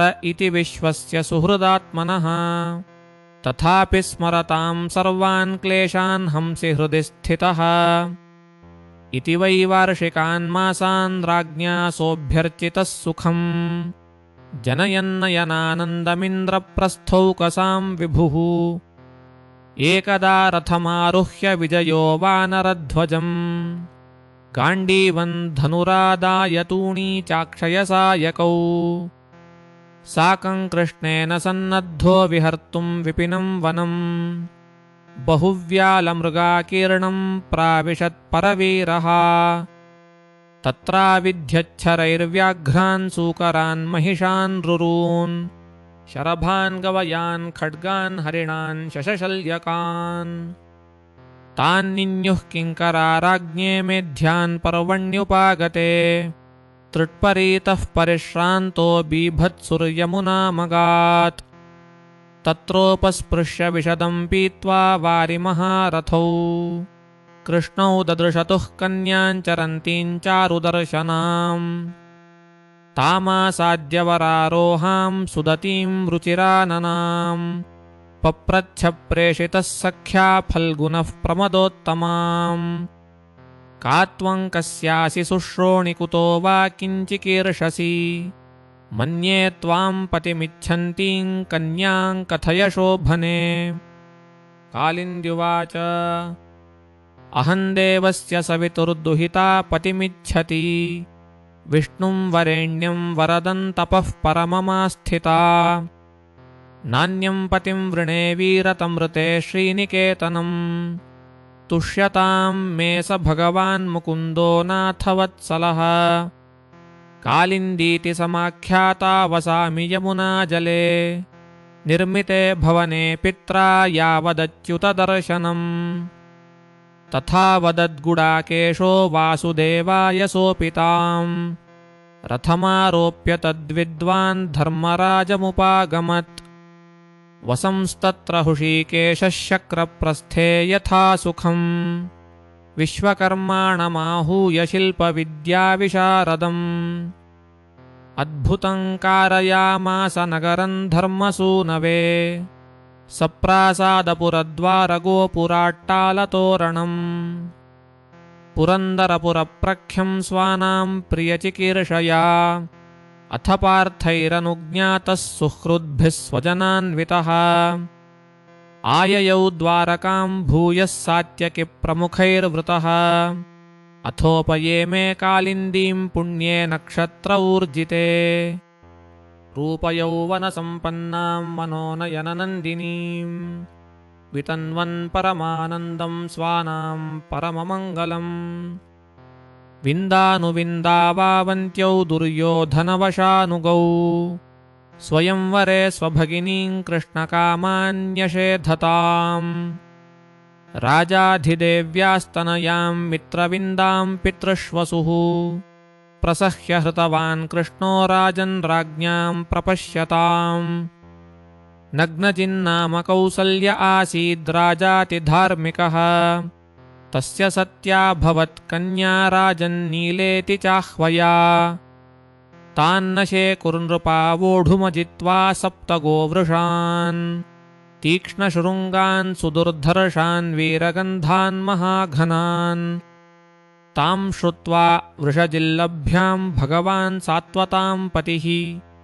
जगामकौसल्यपुरं सैन्येन महता वृतः स कौसलपतिः प्रीतः प्रत्युत्थानासनादिभिः अर्हणेनापि गुरुणा पूजयन् प्रत्यनन्दत वरं विलोक्याभिमतं समागतं नरेन्द्रकन्या चकमे रमापतिम् भूयादयं मे पतिराशिषां पतिः करोतु सत्यो यदि मे धृतव्रतः अर्चितं पुनरित्याह नारायण जगत्पते आत्मना देवपूर्णस्य करवाणि किमल्पकः यत्पादपङ्कजरजः शिरसा बिभर्तिः श्रीरब्जजश्च गिरिशः सह लोकपालैः लीलातनुस्वकृतसेतुपरीप्सया यः काले दधत्स भगवान् स्वकृतेन तुष्येत् श्रीशुक उवाच तमाह भगवान् कृष्णः कृतासनपरिग्रहः मेघगम्भीरया वाचा सस्मितं कुरु नन्दन श्रीभगवानुवाच अन्यत्र काले विदुषः स्वयंवराध्ययाचितारं वरमाहुरुत्तमम् स हि प्रभूणां पुरुषार्थभागिनां विलां विनाह्वाय यतिक्षितीश्वर नरेन्द्रयाञ्चाकविभिर्विगर्हिता राजन्यबन्धोर्निजधर्मवर्तिनः तथापि याचे तव सौहृदेच्छया कन्यान् त्वदीयान्न हि शुल्कदा वयम् राजोवाच कोऽन्यस्तेभ्यधिको नाथ कन्यावरैहेप्सितः गुणैकधाम्नो यस्याङ्गे श्रीर्वसत्यनपयिनी किन्त्वस्माभिः कृतः पूर्वं समयः सात्वतर्षभ पुंसां वीर्यपरीक्षार्थं कन्यावरपरीप्सया सप्तैते गोवृषा वीरदुर्दान्ता दुरवग्रहाः एतैर्भग्नाः सुबहुशो भिन्नगात्रा नृपात्मजाः यदीमे निगृहीताः स्युस्त्वयैव यदुनन्दन वरो भवानभिमतो दुहितुर्मे श्रियः पते श्रीशुक उवाच एवं समयमाकर्ण्य बद्ध्वा परिकरं प्रभुः आत्मानं सप्तधा कृत्वान्यगृह्णाल्लीलयैव तान् बद्ध्वा तान् दामभिः शौरिर्भग्नवीर्यान् हतौजसः व्यकर्षल्लीलया बद्धान् बालो दारुमयान् यथा ततः प्रीतः सुतां राजन् ददौ कृष्णाय विस्मितः तां प्रत्यगृह्णात् भगवान् विधिवत् सदृशीं प्रभुः राजपत्न्यस्वदुहितुः कृष्णं लब्ध्वा प्रियं पतिम् लेभिरे परमानन्दं जातश्च परमोत्सवः शङ्खभैर्यानकाने दुर्गीतवाद्यद्विजाशिषः नरानार्यः प्रमुदिताः सुवासस्रगलङ्कृताः दशधेनुसहस्राणि पारिबर्हमदाद्विभुः युवतीनां त्रिसाहस्रं निष्कग्रीवसुवाससाम् नवनागसहस्राणि नागाच्छतगुणान् रथान् रथाच्छतगुणानश्वानश्वाच्छतगुणान् नरान् दम्पतीरथमारोप्य महत्या सेनया वृतौ स्नेहप्रक्लिन्नहृदयो यापयामास कौसलः पारिबर्हञ्च सङ्गृह्य द्वारकामेत्य सत्यया रेमे यदूनां वृषभो भगवान् देवकीसुतः श्रुतकीर्तेः सुतां भद्रामुपयेमे पितृष्वसुः कैकेयीं भ्रातृभिर्दत्तां कृष्णः सन्तर्दनादिभिः सुताञ्च मद्राधिपतेर्लक्षणां लक्षणैर्युताम् स्वयंवरे जहारैकः ससुपर्णः सुधामिव अन्याश्चैवं विधा भार्याः कृष्णस्यासन् सहस्रशः भौमं हत्वा तन्निरोधादाहृताश्चारुदर्शनाः राजोवाच यथा हतो भगवता भौमो नीता यथा स्त्रियः निरुद्धा यास्तदा चक्ष्वविक्रमं शार्ङ्गधन्वनः श्रीशुक उवाच द्वारवत्यां महाभागे निवसत्यच्युते नृप दीनेनोद्विग्नचित्तेन समागम्य त्रिविष्टपात् हृतच्छत्रेण शक्रेण हृतकुण्डलबन्धुना हृतामराद्रिस्थानेन ज्ञापितो भौमचेष्टितम् इन्द्रमाश्वास्य गोविन्दः सुसम्पूज्य विसृज्य च सभार्यो गरुडारूढः प्राग्ज्योतिषपुरं ययौ हिमाद्रौ तुङ्गशिखरे जलाग्न्यनिलदुर्गमम् गिरिदुर्गं शस्त्रदुर्गैर्मुरपाशायुतैर्वृतम् ससम्प्राप्य भटैर्गुप्तं दानवेन्द्रपुरं महत् गदया निर्बिभेदाद्रिं प्राकाराकारसंस्थितम् तन्निर्भिद्य प्रविश्यान्तः शस्त्रदुर्गाणि सायकैः चकर्तमौरवं पाशं चक्रेणामन्दमच्छिनत् क्षुरमालान् तथा घोरान् निचकर्तासिना हरिः वायव्यास्त्रेण सलिलं वारुणास्त्रेण पावकम् हरिर्निमिषमात्रेण नाशयामास भारत शङ्खनादेन तीव्रेण मनांसि च मनस्विनाम् पाञ्चजन्यध्वनिं श्रुत्वा युगान्ताशनिभीषणम् मुरश्शयान उत्तस्थौ दैत्यः पञ्चशिराजलात् त्रिशूलमुद्यम्य सुदुर्निरीक्ष्यो युगान्तसूर्यानलरोचिरुज्ज्वलः ग्रसंस्त्रिलोकानिव पञ्चभिर्मुखैरभ्यद्रवत्तार्क्ष्यसुतं यथोरगः आविध्यशूलन्तरसागरुत्मते ये निरस्य वक्त्रैर्व्यनदन् स पञ्चभिः खं रोदसी सर्वदिशोऽन्तरं महानापूरयन्नण्डकटाहमावृणोत् तमापतन्तं त्रिशिखं गरुत्मते चकर्तबाणद्वितयेन केशवः मुखेषु तस्यापि शरान् समर्पयत् पुनर्गदां सोऽप्यमुचन्मधुद्विषे तामापतन्तीं गदया गदाग्रजो गदां वृधे निर्बिभिदे सहस्रधा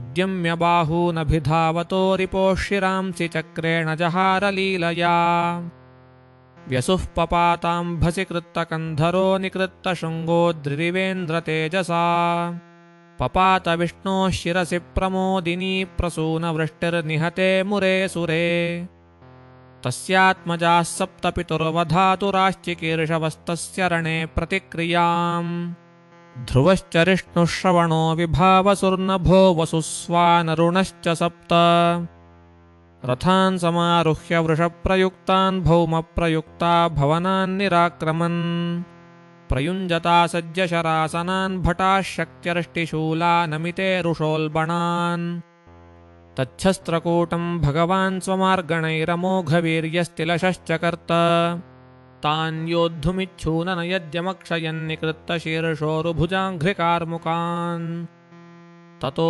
द्रुततरङ्गत्वा भटाराजपुरं महत् हतान् मुरसुतान् सर्वान् नरकायन्यवेदयन् स्वानीकपानच्युतचक्रसायकैर्हतान् निशम्याशुचुकोपभूमिजः निरीक्ष्य दुर्मर्षण आस्रवन्मदैर्गजैः पयोब्धिप्रभवैर्निराक्रमत् रथैरनेकसाहस्रैर्गजैश्च बहुभिर्वृतः महत्या सेनया युक्तश्चायादायो धनं बली।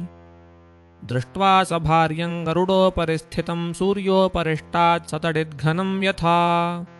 गृहीतकोदण्डमुदारशङ्खकौमोदकी चक्रधरं चतुर्भुजम्। नीलजीमूतसङ्काशं दृष्ट्वा तं गजवाहनम्। शङ्खमाध्माय गोविन्दः सिंहनादं व्यनीनदत्। वरूथिनी दैत्यपते सुघोरान् शरान् ववर्षाच्युतमूर्ध्नि दुर्जया। कृष्णे स भौमो व्यसृजच्छतघ्नीं लोहायसीन्तेन भृशं स विव्यथे। अनेकबाणान् निर्मुक्तान् नरकेण स्मयन्निव। चकर्तबाणैर्युगपत्तदद्भुतमिवाभवत्। ततोऽनुसैन्यं भगवान् गदाग्रजो विचित्रपत्रैर्निशितैः शरौघैः। निकृत्तबाहुरुषिरोङ्घ्रिविग्रहं चकारतूर्णं नृपसाश्वकुञ्जरम्। श्रीशुक उवाच यानि योधैः प्रयुक्तानि शस्त्रास्त्राणि कुरुद्वः। अच्छिनत्केशवस्तीक्ष्णैः शरैरेकैकशस्त्रिभिः। उह्यमानः सुपर्णेन पक्षाभ्यान्निघ्नता गजान्। गरुत्मता हन्यमानास्तुण्डपक्षनखैर्गजाः। तुरङ्गमाश्च दुर्धर्षाः पेतुरुव्याङ्गतासवः। दृष्ट्वा विद्रावितं सैन्यं गरुडेनार्दितं स्वकम्। तं भौमः प्राहरच्छक्त्या वज्रेणेव हरिर्गिरिम्। तयातिविद्धो गरुडो मालाविद्ध इव द्विपः। न किञ्चिदपि राजेन्द्र चचाल नरकाहवे। ततः कार्मुकमादाय नरकः शरसञ्चयान्। मुमोच कृष्णे तान् सर्वानच्छिनत्केशवः शरैः। ततोऽर्धचन्द्रं नरकं सुसन्धाय शरासने। आक्रष्टुकामं विज्ञाय तच्चापं केशवोच्छिनत्। ततः कालाय समयीं गदां गुर्वीन्धरासुतः। आददेतां क्षुरप्रेण चकर्त मधुसूदनः। ततो निशातं परशुं भौमः परबलार्दनः। प्राहिणोद्विष्णवे तञ्च चिच्छेदः श्रीधरोऽसिना। ततः कृष्णाय चिक्षेपतोमरान् पञ्चसप्तति। चकारसिंहनादं च नरकः परवीरः। तां स्तोमरान् कुरुश्रेष्ठशरेणैकेन केशवः। चिच्छेदयौगपद्येन तदद्भुतमिवाभवत्।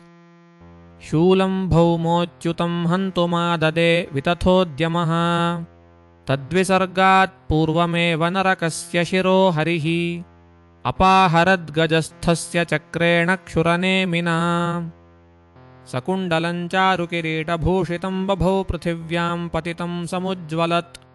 हा हेति साध्वितृषयः सुरेश्वरा माल्यैर्मुकुन्दं विकिरन्त ईडिरे।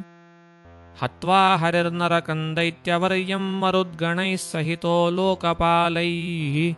समाहूतः पौरमुख्यैः स भार्यः प्राग्ज्योतिषं प्राविशद्द्रष्टुकामः। तत्रापश्यद्यदुश्रेष्ठो विचित्रं मणिपर्वतम्। छत्रं च वारुणं हृद्यं सलिलस्राविभारत। शक्राय प्राहिणोद्भूयः केशवो मणिपर्वतम्। वरुणाय तथा छत्रं प्राहिणोद्दैत्यकिङ्करैः। तान् विसृज्य हरिर्देवान् स्वयमेव जगत्पतिः। प्राविशद्भौमसदनं पुरन्दरपुरोपमम्। ततो धरा कृष्णमुपेत्य कुण्डले प्रतप्तजाम्बूनदरत्नभास्वरे। पौत्रं च वीरं भगदत्तसंज्ञितन्निवेद्यमालामपि वैजयन्तीम्। अस्तौषीदथ विश्वेशं देवी देववरार्चितम्। प्राञ्जलिः प्रणता राजन् भक्तिप्रवणया धिया। पृथिव्युवाच नमस्ते देवदेवेश शङ्खचक्रगदाधर। भक्तेच्छोपात्तरूपाय परमात्मन्नमोऽस्तु ते। नमः पङ्कजनाभाय नमः पङ्कजमालिने। नमः पङ्कजनेत्राय नमस्ते पङ्कजाङ्घ्रये। नमो भगवते तुभ्यं वासुदेवाय विष्णवे। पुरुषायादिबीजाय पूर्णबोधाय ते नमः। अजाय जनयित्रेस्य ब्रह्मणेऽनन्तशक्तये चराचरात्मन् लोकेश परमात्मन्नमोऽस्तु ते। त्वं वै सिसृक्षूरज उत्कटं प्रभो तमो निरोधाय बिभर्षि संवृतम्। स्थानाय सत्त्वं जगतो जगत्प्रभो कालः प्रधानः पुरुषोऽस्य पारः। अहं पयो ज्योतिरथो निलो नभो मात्राणि देवा मन इन्द्रियाणि। कर्ताभिमानीत्यखिलं तु कारणं त्वय्यद्वितीये भगवन्नयं भ्रमः। तस्यात्मजोऽयं तव पादपङ्कजं भीतः प्रपन्नार्तिहरं प्रसादितुम्। तत्पालयैनं कुरु हस्तपङ्कजं शिरस्य मुष्याखिलकल्मषापहम्। श्रीशुक उवाच इति भूम्यार्चितो वाग्भिर्भगवान् भक्तिनम्रया प्रसन्नः प्रददौ तस्मै भगदत्ताय चाभयम्। राज्ये नियोज्यतं वंश्ये तदमात्यांश्च तत्पदे भौमावरोधकान्तानां श्रेणीः स प्राविशद्धरिः। तत्र राजन्यकन्यानां 6,000,000 भौमाहृतानां विक्रम्य राजभ्यो ददृशे हरिः। तं प्रविष्टं स्त्रियो वीक्ष्य ताः सर्वा नवयौवनाः स्वलङ्कृता विचित्राङ्ग्यो नरवर्यविमोहिताः। मनसा वव्रिरे भीष्टं पतिं दैवोपपादितम्। भूयात्पतिरयं मह्यं धाता तदनुमोदताम्। इति सर्वेश्वरे कृष्णे ता नार्यो हृदयं दधुः। ताः प्राहिणो द्वारवतीं सुमृष्टरुचिराम्बराः। खरैरुष्ट्रैर्महाकोशान् रथांश्च द्रविणं महत्। ऐरावतकुलेभांश्च चतुर्दन्तान् मदोत्कटान्। भगदत्ताय दत्त्वैकं सुप्रतीकं ततोपरान्। पाण्डुरांश्च 64 प्रेषयामास केशवः। श्रीशुक उवाच हत्वा नरकमत्युग्रं दानवं दानवान्तकः आरुह्य गरुडं प्रायात् प्राग्ज्योतिषपुरान् नृप। स गच्छन् गगने विष्णुर्वन्दितुं देवमातरम्। जगामत्रिदशावासं सहितः सत्यभामया। स्वर्गद्वारं गतो विष्णुर्दध्मौ शङ्खं महास्वनम्। उपाजग्मुस्तदाकर्ण्यसार्घ्यपाद्यादिवौकसः। पूजितस्तैः सुरैः कृष्णो भक्तिनम्रैर्गतज्वरैः।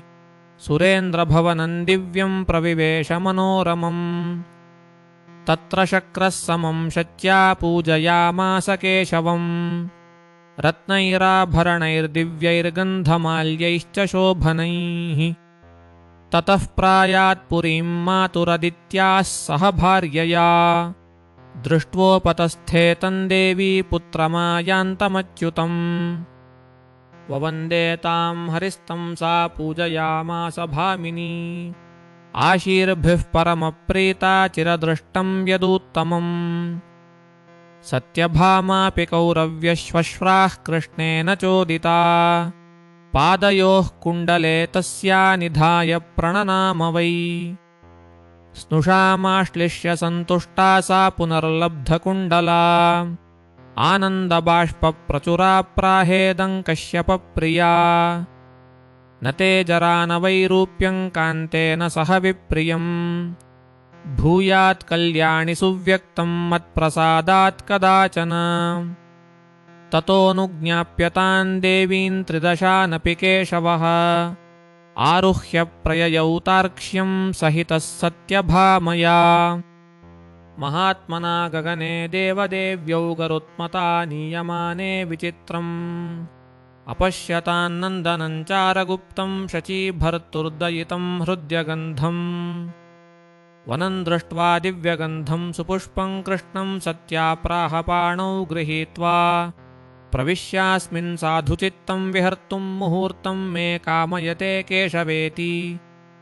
अथावरुह्य गरुडात् तस्या वचनगौरवात्। प्रविवेश वनं कृष्णः पालितं शक्रकिङ्करैः।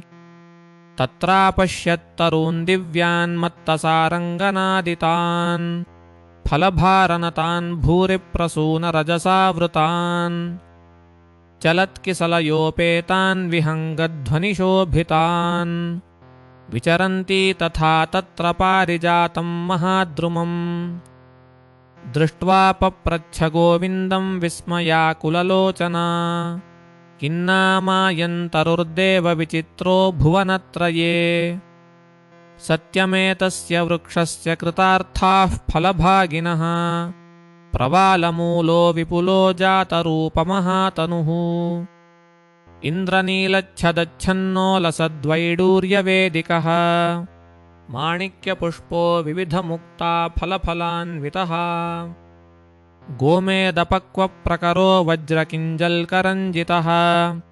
स्फुरन्मरकतस्थूलशाखाशतविराजितः तरुरेष जगन्नाथमनो मे हरते भृशम् नेतव्योऽयं पुरीं वृक्षो यद्यहन्ते प्रिया प्रभो छायायामुपविष्टां मामन्यपत्न्यस्तवानघ दृष्ट्वा मंस्यन्ति दयितां सर्वाभ्यो मां तवाच्युत इत्युक्तो देवकी पुत्रः सत्यया प्रियकान्तया प्राहनायन्तरुर्भद्रे नेतव्यो नन्दनाद्वनात् पुरा क्षीराम्बुधेर्जातो मथ्यमानात् सुरासुरैः शक्राय दत्तः सकलैस्तदा तत्फलभोक्तृभिः तन्नाहार्यमनादृत्य मया मित्रं शतक्रतुम् तरुरत्नं सरोजाक्षि धर्ममेवानुतिष्ठता नीयमाने च वृक्षेऽस्मिन् पारिजाते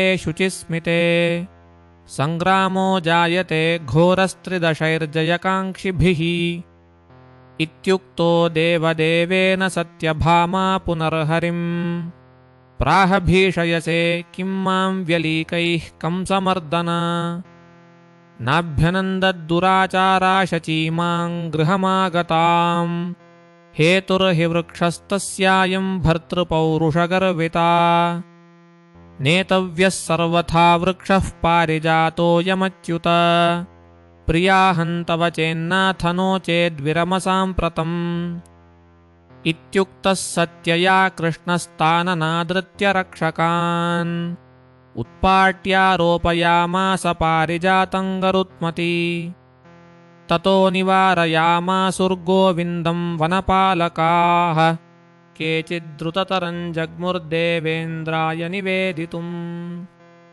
कृष्णकृष्णनहर्तव्यस्तरुरेषोऽमरार्चितः हरसे यदि तस्य त्वं फलं सद्योऽनुभोक्ष्यसि प्राप्नोषि न पुरीं कृष्णसहानेन महीरुहा सद्यः पश्यसि देवेन्द्रं पृष्ठतोऽभ्युद्यतायुधम् सुरेन्द्रान्तिकमासाद्य द्रुतन्ते वनरक्षकाः उपविष्टं समं शच्या शक्रं दृष्ट्वा ब्रुवन् नृप वनरक्षका ऊचुः अवज्ञायाखिलान् देवानिन्द्राणीं च त्वया सह जहार कृष्णदयिता पारिजातं महाद्रुमम् उक्तास्माभिर्भृशन् देववारयद्भिर्हरिप्रिया उपालभ्याहरद्वृक्षं भर्तृपौरुषगर्विता श्रीशुक उवाच इत्याकर्ण्या प्रियं शक्रो दण्डाहत इवोरगः शचीं विलोक्य पार्श्वस्थान्नामृष्यत्तत्पराभवम् सन्नाहोद्योगमाघोष्य सन्निपात्य च सैनिकान् लोकपालान् समाहूय निश्चक्रामसुरेश्वरः ऐरावतं चतुर्दन्तमारुह्य वरवारणम् गृहीतवज्रं गच्छन्तमनुजग्मुर्दिवौकसः वैश्वानरस्तु तुरगमारुह्य दृढदंशितः घोरां शतघ्नीमादाय स्रुवपुच्छां ययौ रणम् यमस्त्वारुह्य महिषं दण्डमादाय वीर्यवान् मृत्युकालादिभिर्युक्तो युद्धार्थी शक्रमन्वगात् निरतिश्च महातेजा घोरमारुह्य पौरुषम् असिहस्तो महाबाहुर्युद्धाय प्रययौ नृप मकरं भीषणाकारमारुह्य वरुणस्त्वरन् पाशोद्यतकरः प्रायाद्युद्धायानुशचीपतिम् वायुः कृष्णमृगारूढो दंशितस्तोमरायुधः सुरेश्वरमनुप्रायाद्योद्धुञ्चक्रभृता सह ऊढाञ्चतुर्भिः पुरुषैः शिबिकान्नरवाहनः योद्धुकामस्त्वरं प्रायाद्विष्णुना मुद्गरायुधः ईशानो वृषभन्तुङ्गमारुह्य शितशूलभृत् वासवेन समं प्रायाद्भूतकोटिसमन्वितः भेरीशङ्खमृदङ्गैश्च पणवानकगोमुखैः सुवर्णसुशिरैर्दिव्यैः कांस्यतालैश्च भूरिभिः रथनेमिनिनादैश्च हयानाङ्खुरनिस्वनैः श्वेलितास्फोटितैर्घोरैः सङ्ग्रामाह्वानगर्जनैः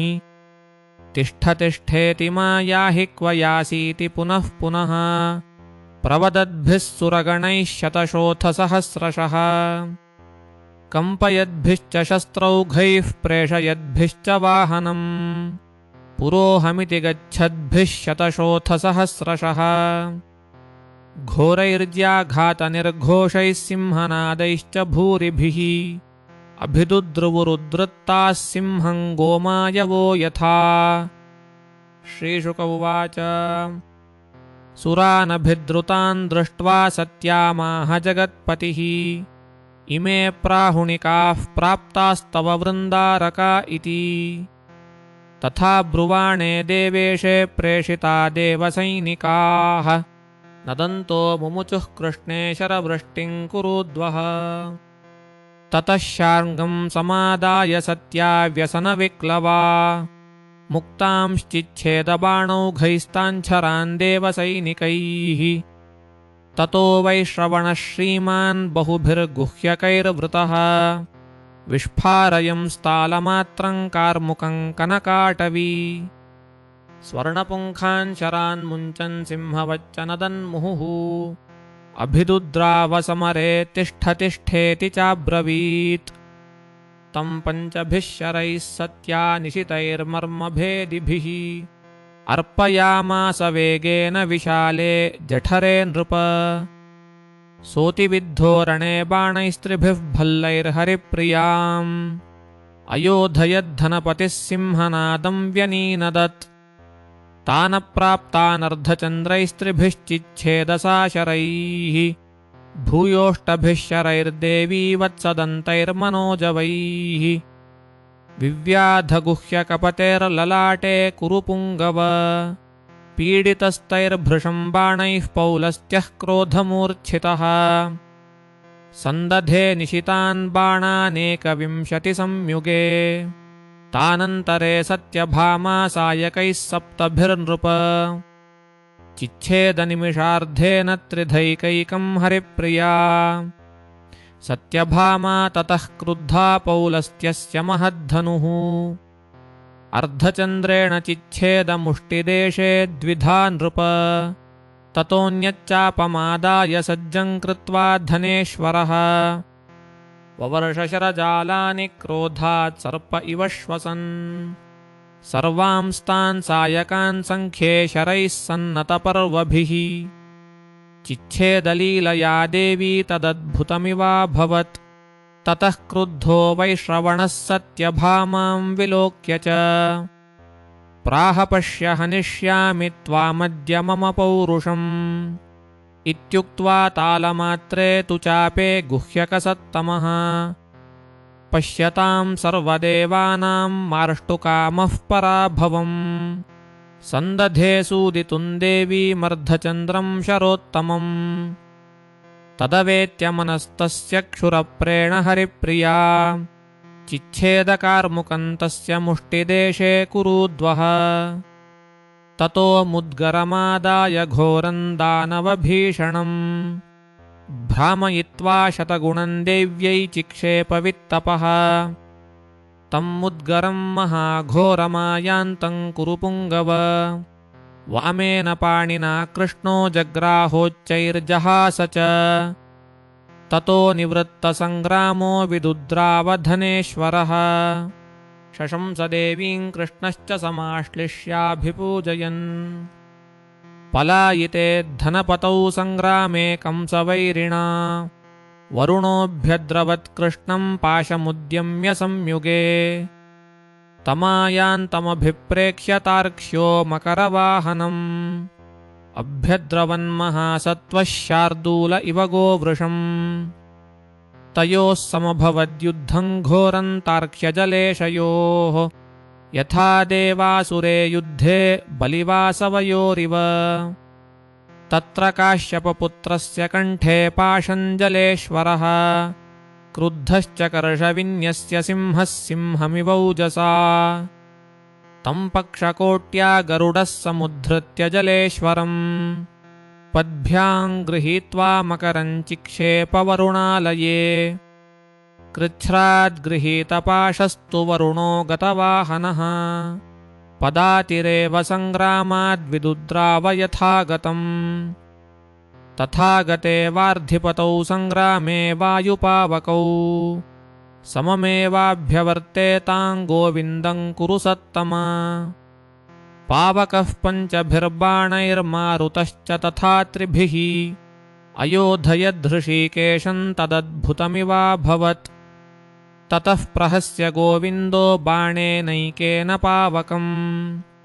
विव्याधसप्तभिश्चैव समीरणमरिन्दमः एकेनाग्निः क्षुरप्रेण गाढं वक्षसि ताडितः तमसाधारणं मत्वा विदुद्रावरणाद्रुतम् दृष्ट्वा समीरणो युद्धादपयातं हुताशनम् सायकाचितसर्वाङ्गमात्मानं चातिविह्वलः विदित्वा पुण्डरीकाक्षं सङ्ग्रामे प्रत्युपस्थितम् न्यवर्तत कुरुश्रेष्ठः प्राणत्राणपरायणः ततो महिषमारुह्य दण्डमुद्यम्य भास्वरम् कृष्णमभ्यद्रवद्युद्धे यमः क्रोधारुणेक्षणः तमुद्यतमहादण्डं दृष्ट्वा कमललोचनः गदां विसृज्य तद्धस्तात् पातयामास भूतले गदया ताडिते दण्डे त्रस्तहस्तः परेतराट्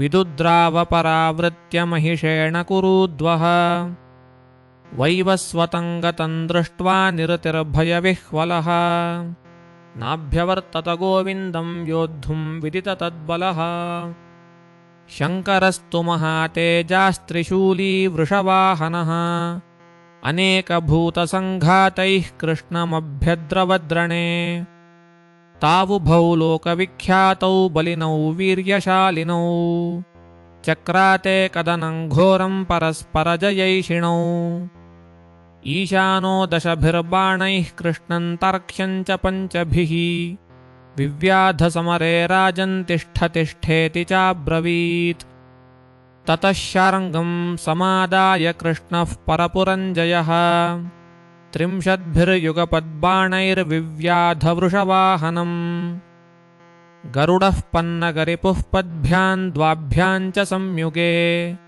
पक्षाभ्यां चञ्चुकोट्या च मर्दयामास तं वृषम् भूयोऽपि कृष्णो नाराचैः 50 प्रमितैर्नृप योधयामास समरे शङ्करं लोकशङ्करम् ततस्त्रिशूलमाविध्य निशितं घोरदर्शनम् प्राहिणोद्वासुदेवाय कुपितो धूर्जटिर्नृप दृष्ट्वा त्रिशूलमायान्तं केशवस्तन्निवारितुम् गदां कौमोदकीं गुरुवीं प्राहिणोद्दैत्यमर्दनीम् ते वै कौमोदकीशूले कृत्वा नभसि सङ्गरम् ज्वलमाने महाघोरे पेततुः सममम्बुधौ निपात्याब्धौ त्रिशूलं तद्गदा कौमोदकी पुनः आससादकरं विष्णोस्त्रिशूलमपि शूलिनः तत उद्यम्य निशितं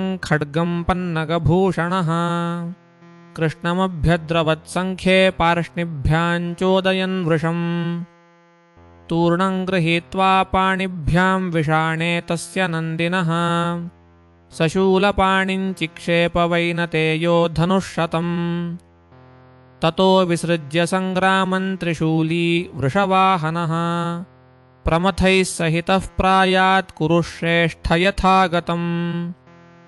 श्रीशुक उवाच ततः स्वयं देवपतिस्तुङ्गमारुह्य वारणम् किरीटीबद्धतूणीरः प्रगृहीतशरासनः अभ्यद्रवद्रणे कृष्णं गजः केसरिणं यथा पारिजातकृते राजन् पौलोम्या वचनं स्मरन् तमायान्तमभिप्रेक्ष्य हरिः पुरपुरञ्जयः शङ्खं दध्मौ महानादं दिशः समभिपूरयन् तमभिद्रुत्य देवेन्द्रो महद्विष्फारयन् धनुः क्षुरप्रेण सुतीक्ष्णेन कृष्णं विव्याधसङ्गरे हरिर्विद्धः क्षुरप्रेण देवराजेन वक्षसि प्रहस्य साधुशक्रोऽसि युक्तन्त इति चाब्रवीत् भूयोऽपि बाणान् दश देवराजः सन्धाय चापे भुजगेन्द्रकल्पे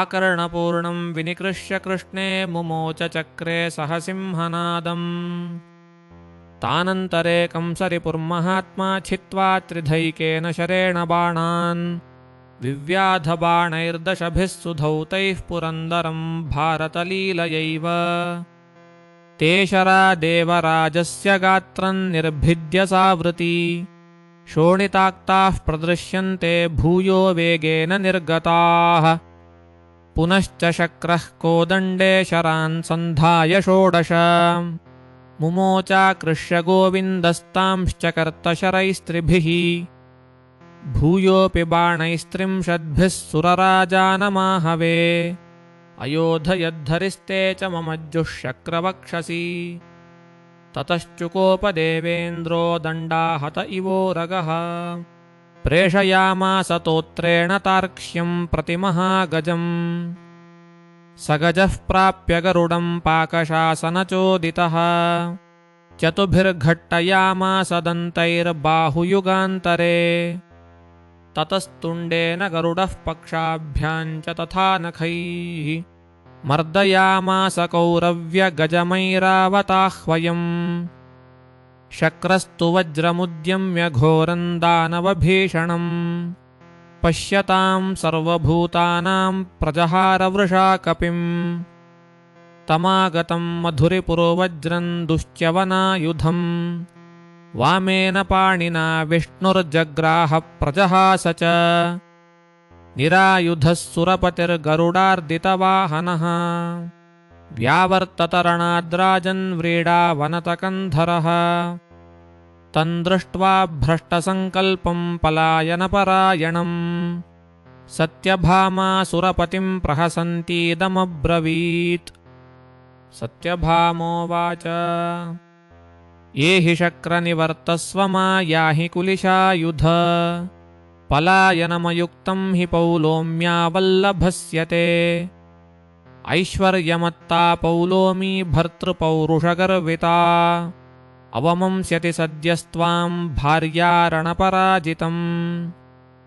श्रीशुक उवाच इत्थं देव्यागिरं शक्रः सोपालं भमुदीरिताम् निशम्याभिमुखो भूत्वा प्राह देवीं शुचिस्मिताम्। इन्द्र उवाच येनामरासुरमहोरगयक्षसिद्धगन्धर्वकिन्नरपिशाचनिशाचराद्याः सृष्टास्त्रिलोकगुरुणा रणमूर्ध्नितेन को वा न याति परिभूतिमलं विरुध्य वत्से यथा तनुबलः सकृदेत्यमातर्यूधस्य पानसमये कुरुते विरोधम् तद्वद्वयं च निजशैशवमप्रमेयेनाथे विरुध्य पिशिता शनिदर्शयामः इति सत्राजितः पुत्रे मुक्त्वा भारतसत्तमा कृताञ्जलिः प्रणम्याह वासुदेवं पुरन्दरः। इन्द्र उवाच नमस्ते देवदेवेश पुण्डरीकाक्षमाधव क्षमस्व मत्कृतं विश्वमपराधं जगत्पते नमान्त्वदेकशरणं शरणागतवत्सल भूरिबालिशमक्षान्तं परित्यक्तुं त्वमर्हसि। ऐरावतश्च कुलिशं पारिजातश्च पादपः देवराज्यं च भगवन्नियं चाप्यमरावती। त्वदधीनमिदं विश्वमहमाज्ञाकरस्तव अत्र यद्रोचते नेतुं नीयतां तद्यथेच्छया। किन्तु वक्ष्यामि गोविन्दमूलं त्वयि विरुध्यतः रमसे मानुषे लोके भगवंस्त्वमनन्यधीः। तत्र नीते पारिजाते भवता कल्पपादपे तेन सा जायते स्वर्गान्निर्विशेषा वसुन्धरा। तेनाहं यदुषार्दूलविरोधं कृतवांस्त्वयि तत्क्षन्तव्यं त्वया देव कार्याकार्यं विजानता। श्रीशुक उवाच इत्युक्तो देवराजेन देवदेवो जनार्दनः पुरन्दरं कुरुश्रेष्ठ प्राह प्रहसिताननः। श्रीभगवानुवाच अपराधस्त्वया शक्र न कश्चिदपि चेष्टितः यत्कृतं तन्ममैवागस्त्वभेदादावयोः परम्। यत्त्वयाद्य सहस्राक्षचेष्टितं साध्वसाधु वा मयैव तत्कृतं सर्वं नात्र कार्या विचारणा। पारिजातस्तरुश्रेष्ठो मय्यारूढे तरुर्दिवम् मन्निर्देशात् सहस्राक्षस्वयमेष्यति नन्दनम्। इत्युक्त्वा वासुदेवेन देवराजः कुरुद्वः गोविन्दं सत्यभामां च प्रसाद्य गरुडं तथा। पुत्रो मे रक्षितव्यस्ते स्यालो बीभत्सुरित्यपि भूयो भूयः प्रार्थयित्वा कृतानुज्ञः पुरन्दरः। सार्धं सकलदिक्पालैर्लब्धवज्रः पुरं ययौ पुरन्दरं सदिक्पालं विसृज्य यदुनन्दनः। गरुडं प्राह कौरव्ययास्यामो द्वारकामिति गोविन्दं सत्यभामां च पारिजातं च पादपम्। गरुडः पन्नगरिपुर्लीलयैव वहन्ययौ सम्प्रविश्य पुरीं रम्यां द्वारतोरणभूषिताम्। पताकामालिनीं दिव्यां सिक्तसंमृष्टभूतलाम् उढोपायनताम्बूलस्रग्गन्धकलशाक्षतैः उपस्थितैर्यदुश्रेष्ठैः पूजितश्चाभिवन्दितः तूर्यमङ्गलनिर्घोषैर्वेदस्वाध्यायनिस्वनैः। प्रविवेश सभां दिव्यां सुधर्मां वृद्धसेविताम् आहुकं वसुदेवं च बलभद्रं तथाग्रजम्। अभिवाद्य यथा न्यायं पूजितस्तैर्यथोचितम् उपविष्टः सभामध्ये काञ्चने परमासने। रराजराजशार्दूलबृहस्पतिपुरोगमैः लोकपालैरुपासीनैर्दिवि वज्रधरो यथा।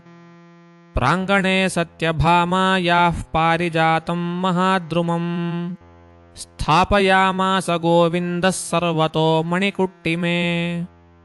आयान्तं देवकीपुत्रं योषित्सार्थेन भूरिणा श्रुत्वा द्रष्टुमुपाजग्मुः सकला यादवस्त्रियः। वसुदेवस्य कौरव्यरोहिण्याद्यास्त्रियोऽखिलाः आजग्मुः केशवं द्रष्टुं जितशत्रुमनामयम्। स दृष्ट्वा मातरो विष्णुर्देवक्या सह सङ्गताः चक्रे प्रणाममाशीर्भिस्ताश्च तं प्रत्यपूजयन्। रुक्मिण्याद्यास्तथा सप्तमहिष्यः कृष्णवल्लभाः प्रणेमुर्देवमभ्येत्य दिव्यरूपाः स्वलङ्कृताः। रेवती रामदयिता त्रिवक्रा च यशस्विनी एकानङ्गा च तन्वङ्गी चित्रा च वरवर्णिनी। अन्याश्च कुरुशार्दूलभोजवृष्ण्यन्धकस्त्रियः आनीतप्रमदासार्थं जितशत्रुमनामयम्। गोविन्दं सत्यभामां चाप्यानीतममरद्रुमम् प्रीत्युत्फुल्लमुखाः सर्वे कौतुकाद् द्रष्टुमाययुः। ताः समेता यथा जोषं लाजप्रसवतण्डुलैः स्पृष्ट्वा मूर्ध्नि मुकुन्दस्य जग्मुः स्वं स्वन्निवेशनम्